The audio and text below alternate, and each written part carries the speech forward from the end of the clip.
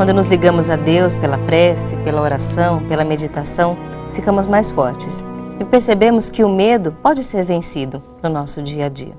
E é por isso que nós vamos manter sempre esse hábito aqui na Boa Vontade TV. Você, amigo telespectador, sabe que é uma tradição. De hora em hora fazemos a nossa prece, a nossa oração. Você pode fazer sempre junto conosco aqui no Viver é Melhor. Como fez também o Osmar Caldas da Silva, de Guaratinguetá, São Paulo, que ligou para a gente pela primeira vez. Olá, Osmar, obrigada. Ele ligou pedindo preces por toda a sua família, por sua sogra, Lourdes Correia Barros, por seu sobrinho, Ricardo Domingos da Silva, por sua irmã, Gilna Caldas da Silva, e por sua tia, Terezinha da Silva. Todos recebem as vibrações de saúde, de paz, de fortalecimento. Nós vamos concluir esse momento aqui no nosso programação, então, bebendo da água fluidificada, um hábito que você também deve manter aí na sua residência. É só beber água, que já é fundamental para o nosso organismo físico, mas que na hora da prece, em especial, recebe as bênçãos divinas, os fluidos curadores, que nos ajudam também a manter a saúde da nossa alma. Beba sempre da água fluidificada.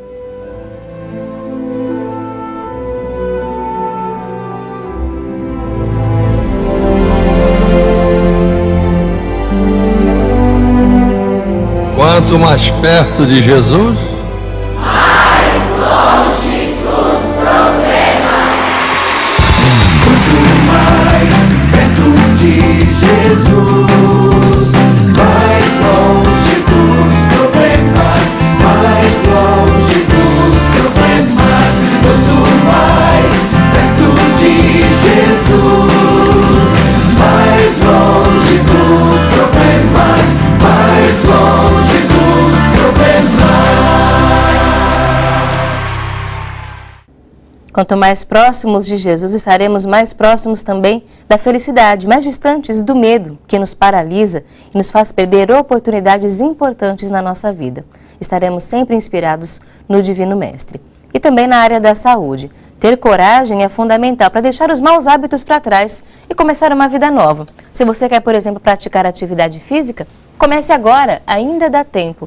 É sobre isso que a gente fala no programa de hoje, sobre qual é o esporte que mais combina com você. Com certeza, algum vai se encaixar no seu perfil e os benefícios serão muitos para a sua saúde e para a sua qualidade de vida.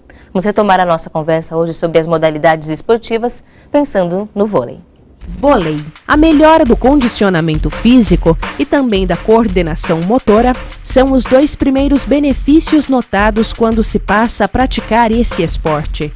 Além deles, são trabalhados a agilidade e o senso de equipe. É uma atividade bem completa, já que exige esforço dos membros inferiores, como coxa e panturrilha, para a impulsão, e das costas, dos braços e abdômen. Nós estamos conversando sobre o assunto com o Dr. Mauro Olívio Martinelli, ortopedista, especialista em medicina do esporte. A gente está entendendo hoje sobre como os esportes nos ajudam e, claro, o vôlei também traz seus benefícios. O vôlei também exige regularidade para que a gente alcance os benefícios que já foram listados? Tanto para você evoluir na prática do vôlei em si, precisa da regularidade, assim como para conseguir os benefícios da atividade física, você precisa da regularidade. O vôlei, assim como o basquete, o handebol, o futebol, exige muito do nosso corpo, porque você trabalha tanto as pernas como os braços, então você tem uma maior possibilidade de contração muscular, de número de músculos, então você vai ter um maior gasto calórico e com isso ter muitos benefícios, aquele sempre o mais desejado de todos, né? A perda de peso e entre outros, a gente como na parte médica gosta mais, então diminuir o risco de acontecer o diabetes pela um maior gasto de energético, e você vai num acúmulo de glicose, vai ter menos no sangue, diminuir os colesterol, os triglicérides, a pressão sanguínea. Então isso são os benefícios mais desejados a gente pela parte médica da atividade física. E das pessoas, se a gente vê mais, a principal coisa que elas desejam é a perda de peso. O vôlei é uma daquelas que você pode conseguir esses benefícios. O Dr. Mauro destacou um fator importante. A perda de peso talvez seja o principal objetivo das pessoas quando procuram o esporte, mas não é o principal benefício que a gente tem. A prevenção de doenças cardiovasculares, por exemplo, também é muito importante. São as doenças que mais matam em todo o mundo, infarto, AVC também, hipertensão, todas as doenças que de alguma forma diminuem, a pessoa é beneficiada quando pratica atividade física. E o vôlei também surge. A gente viu ali no destaque, a gente percebe isso quando assiste um jogo de vôlei, por exemplo, que tem que ter uma perna forte, tem que ter impulsão, tem que conseguir saltar bem. Para quem pratica o vôlei, é preciso também fazer uma musculação, um fortalecimento físico, especialmente dos membros inferiores? Sim, não só dos membros inferiores, também do membro superior, porque no membro inferior é importante por quê? Porque no membro inferior você tem dois momentos onde a força é importante. No momento de saída do chão, do salto, ele é importante, e no segundo momento onde? Na aterrissagem. Se você tem uma perna fraca, você talvez até consiga saltar. Só que quando você cair, que a força é importante para frear esse movimento, se você não tiver força, o impacto da queda no seu corpo vai ser muito grande, a reação do solo no seu corpo vai ser muito grande, aí podem surgir dores. A chance de machucar é muito maior. E do membro superior, porque o vôlei é um esporte de arremesso, então você precisa ter um braço forte, para quê? Para você fazer esse movimento, e assim como a saída do chão, o arremesso tem um movimento também, tanto da força, do início do movimento, que exige força, como para parar o movimento da freada. Porque você bate na bola, você tem que parar o braço, senão o braço continua e sairia do seu corpo. Então você tem que frear. E essa freada, se você tem um braço fraco, a força vai muito no ombro e aí a chance de lesão é muito grande. O tipo de onde é praticado, na praia ou na quadra, traz diferença de benefício? Não, eu acho que não vou ter uma particularidade de cada modalidade. Então, talvez na praia, como são menos pessoas, você acaba tendo talvez um desgaste maior do que na quadra, onde você tem maior número de pessoas. Talvez você durante o jogo você não tenha um desgaste tão grande como talvez na quadra você tenha. Só que na quadra o tempo de jogo é maior, então não existe uma fórmula para talvez perceber isso. Mas são duas atividades onde o desgaste é grande. E tem também a questão da areia que amortece o impacto. A questão mesmo é o perfil da pessoa, se é a equipe ou a dupla, de como ela se sente melhor do ambiente. Você vê, grandes jogadores da quadra foram para a areia e se deram bem, porque o gesto esportivo em si é praticamente o mesmo. O que muda talvez é o condicionamento, porque na quadra você tem que um desgaste menor talvez do que na areia, você tem que ter um condicionamento melhor, assim como grandes atletas do futsal foram grandes atletas no futebol, porque o gesto esportivo em si é o mesmo, o que muda talvez é o condicionamento. A gente vai falar agora de uma outra modalidade esportiva, que é a natação, muito querida por muitas pessoas. Nós vamos saber quais são os benefícios dela.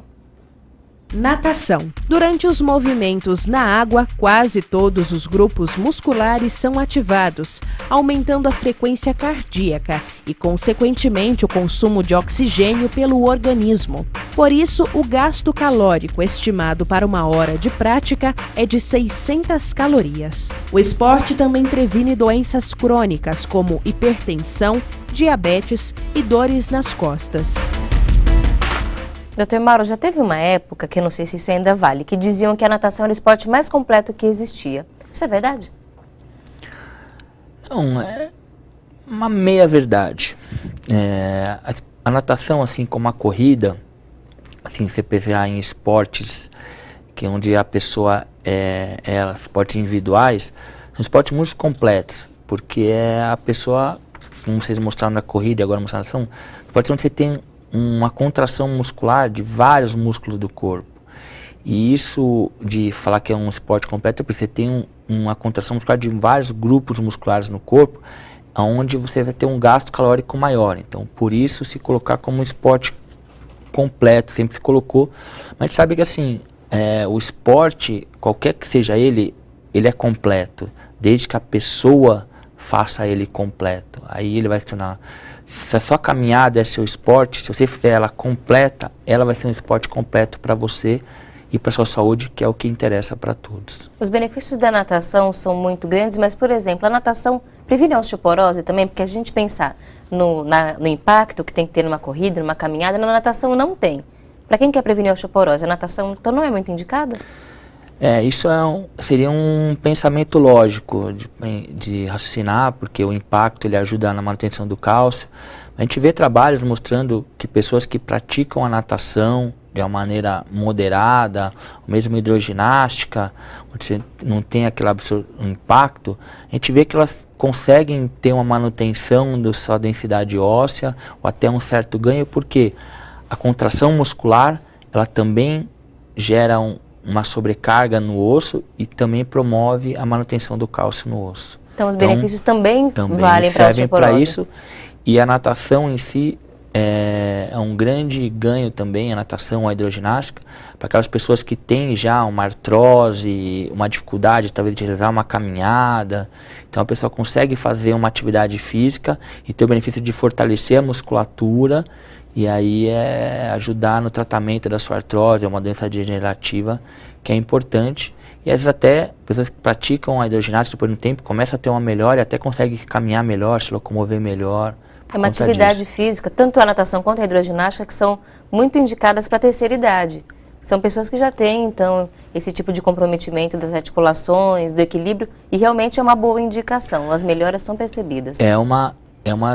São duas das melhores atividades para pessoas que já têm uma certa idade ou que não têm uma idade e têm problemas articulares graves, porque você consegue realizar uma atividade, fortalecer sua musculatura, ganhar os benefícios da atividade física sem sentir dor, que esse tipo de pessoa tem bastante. Só que a pessoa não precisa ficar restrita a esses dois tipos de atividade. A gente sabe que as pessoas de idade, muitas têm também uma restrição à água, então achar que isso é uma restrição para ela, tem que ficar presa a isso. Não. Hoje a gente sabe que já tem grandes grupos de atividades relacionadas a esse tipo de idade, tá, que são exercícios funcionais, que têm um benefício tão grande e não sobrecarregam as articulações dessas pessoas, como a gente vê a natação que traz esse benefício. Então, a pessoa tem esses modalidades de atividade física, então ela pode procurar realizar, que ela vai ter o benefício, e se ela não gosta, não precisa achar que ela não pode fazer nada. Não é um fator restritivo, a gente tem que levar muitas coisas em consideração, mas de alguma forma você vai encontrar um esporte que se adapte à sua condição, ao seu gosto, à sua vontade de praticá-lo. Nós vamos continuar falando sobre isso daqui a pouquinho, temos ainda outras modalidades que serão conversadas, estudadas aqui no programa, e também as artes marciais cada vez mais comuns, karatê, jiu-jitsu, muay thai, boxe, tantas outras modalidades que estão à disposição das pessoas e ganhando espaço nas academias, em todos os lugares do nosso país. A gente vai falar sobre isso daqui a pouquinho, depois do intervalo. Você é nosso convidado, permaneça com a gente aqui no Viver é Melhor.